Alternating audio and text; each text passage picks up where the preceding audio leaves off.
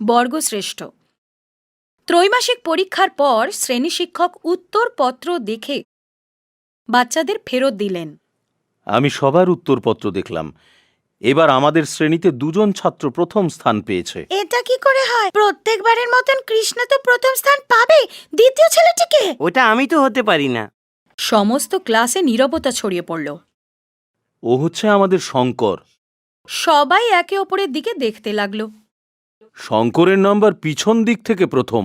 এটা শুনে সমস্ত ক্লাসে হাসির ঢেউ ছড়িয়ে পড়ল। কেউ হাসবে না, কেউ হাসবে না। শঙ্কর, তুমিও ভালো নম্বর পেতে পারো, কিন্তু তার জন্য তোমায় রোজ সিনেমা দেখা, অনেক রাত অবধি টিভি দেখা বন্ধ করতে হবে। ভোর 5টায় ওঠার অভ্যেস করো।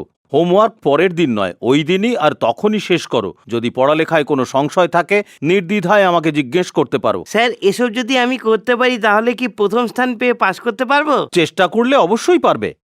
ওদিকে শঙ্করের বাড়িতে, আরে শঙ্কর, কাল অবধি তো আমি 1000 ডাকলে তুই 8টার আগে ঘুম থেকে উঠতিস না। আজে কি নিজেই উঠে পড়তে বসে গেছিস? এটা কি করে হলো?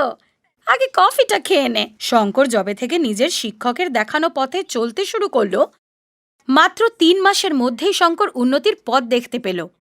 এবার আমি বার্ষিক পরীক্ষার ফল প্রকাশ করতে চলেছি। এবার প্রথম স্থানে আছে শঙ্কর, ওই শঙ্কর যে সব সময় শেষ নম্বরে থাকতো। সমস্ত ক্লাস হাততালিতে ফেটে পড়ল।